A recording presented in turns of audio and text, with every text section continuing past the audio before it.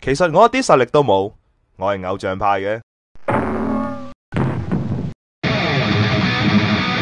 1001題校園之謎第2題問題篇。啱啱加入香城大學嘅你，決定成立金錢七推理社，諗住招募一啲志同道合嘅同學一齊嚟解謎。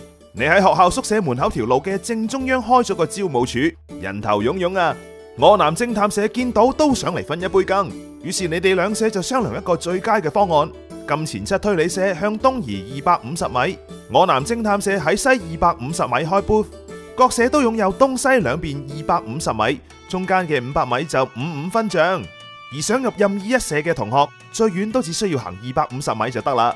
然而柯南偵探社嘅主席柯南並非善男信女，第2日就偷偷將個 booth 向東移咗100米，想盡量搶走多啲同學。咁請問聰明嘅你，要將金錢七推理社嘅 booth 開喺邊度先係最佳位置呢？想睇答案嘅，仲快啲撳呢度。